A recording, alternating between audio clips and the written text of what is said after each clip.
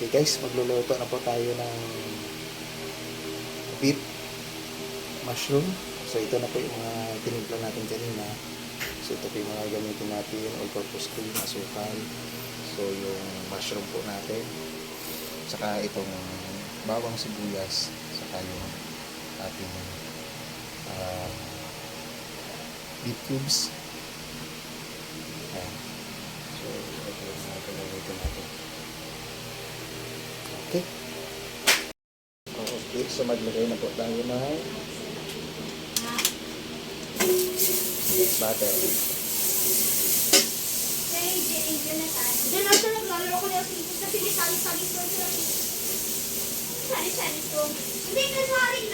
Mahigit po sa kalahati kung ginamit natin.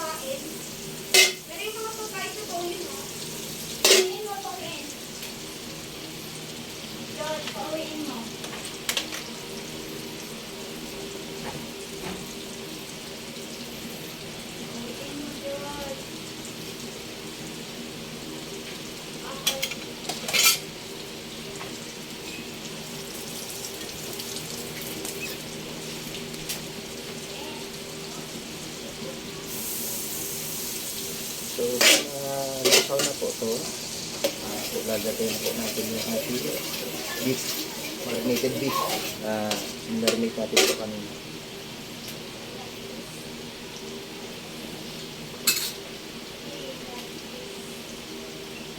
Pinag-freeze Israel.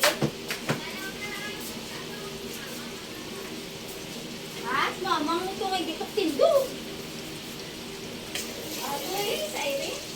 So, bali, itong ating bawang muna.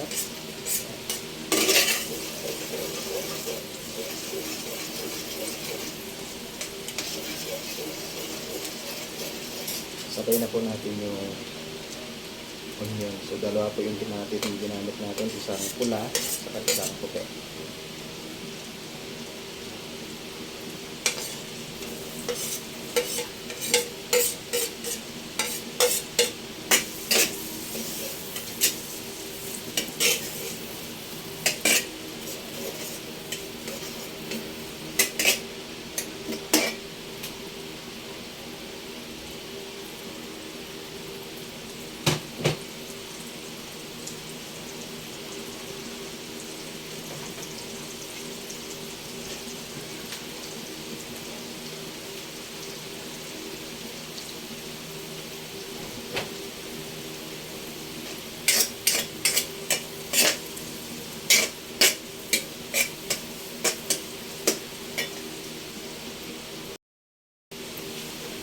Ayan, kapag golden brown na, ilalagay na po natin yung ating beef.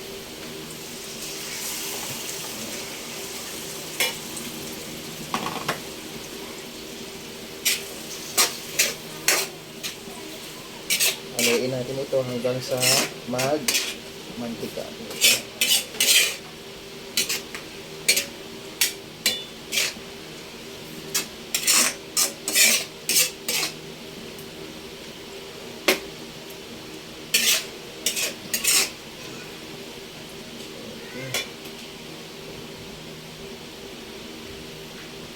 Lalagay na rin po natin yung kalahating pinakuluan natin kanina na beef.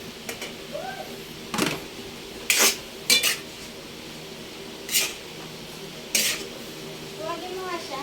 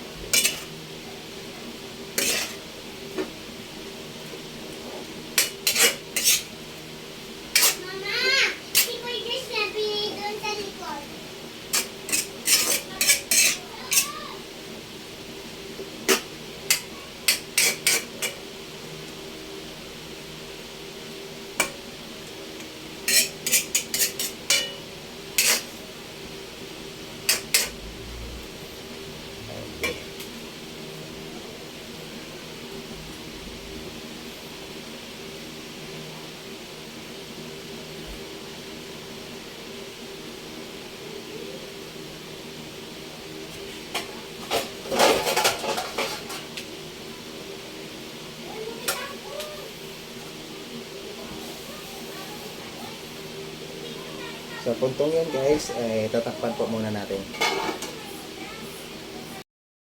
Ayan, habang tayo ay nagluluto, sila naman po ay busy sa kanilang paglalaba. Ayun. So, mamaya-maya. Tama lang yan. Pagkatapos nila maglaba, luto na rin po yung ating ulam pang hapunan.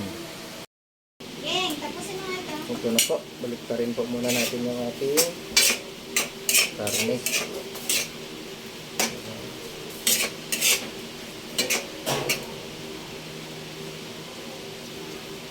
Balik pa rin lang natin para pantay ang luto. Bilang mo. Chocolate. Yan, habang tayo ay nagluluto, sinilip natin itong ating motor. So, yung click tapos na linisan, yun na lang smash mamaya. Hindi pa. So, ito kasing sniper, okay na to. Malinis na to. Okay, titingnan na natin. So, ito na. Patuyo na po yung sabaw at palabas na po yung kanyang mantika. Ayan. So, ito na po yung tamang pagkakataon. Okay. So, ganito na po. Lalagay na po natin yung ating stock o yung pinagkuluan po kanina ng baka. Mamaya na.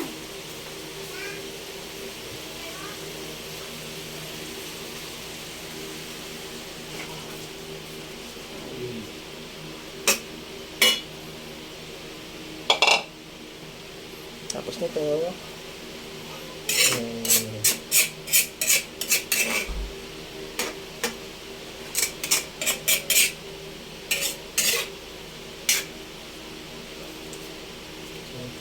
tatakpan po muna natin ng mga 10 minuto. Yan, mga 10 minuto po.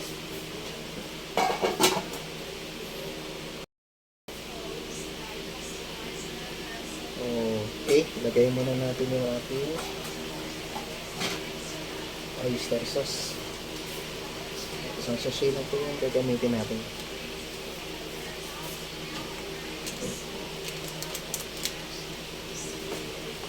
Saruin po natin.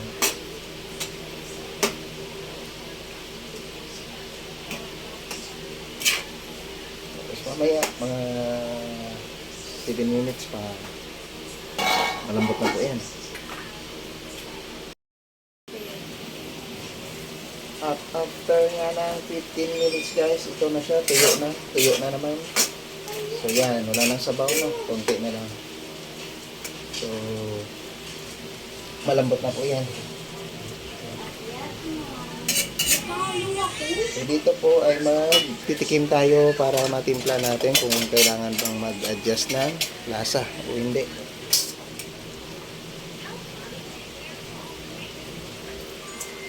Okay.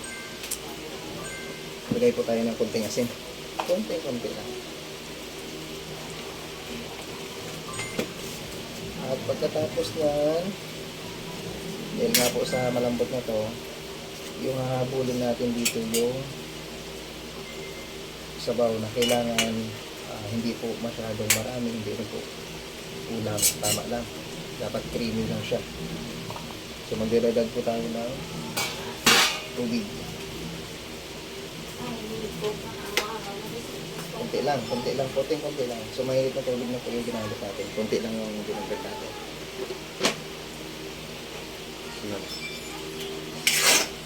Kasi gusto kasi ng aking bunso, creamy siya. Ayaw niya ng masabaw. So yan. Lalagay na po natin yung ating cream of mushroom. So campbell po yung ginamit natin. Campbell. Busin natin ito. Para malasang malasa. So dito hindi na po tayo maglalagay ng takip na. Iyaan na po natin itong ganito. At pag mahalo na po natin ito, ayan, so nakita nyo naman nagiging creamy na po agad siya.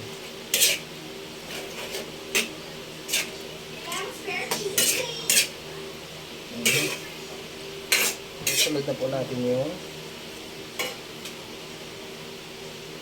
ating mushroom talaga. sumama yung sabaw. May sabaw pa konti. Okay.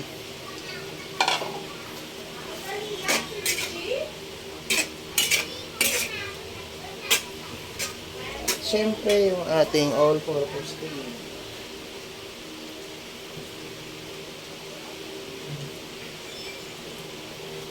Shake well muna tayo. Isang tetra pack lang po yung binili natin. Diyan lang, sa tindahan, malapit sa ano. Pinaninang ko. Yan. Tetra pack na po.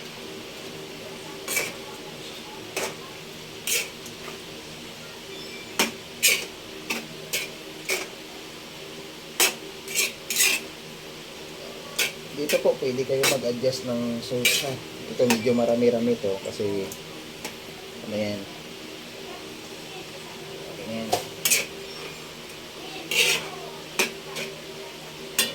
Kapag ka nag-adjust kayo ng nasa dito, pamintang durog yung gagamitin nyo. Pwede rin po kayo maglagay ng patis, pero ako malasa na po kasi sa kanina kay naglaga tayo ng kalahati kasi nung baka may lasa na po yun. So hayaan lang po natin yan kumulo, pero dyan maglalagay na po muna ako ng asukal pang-adjust ko dun sa lasa niya. So, patak-patak lang, pinamay ko na ha, malinis naman po yan.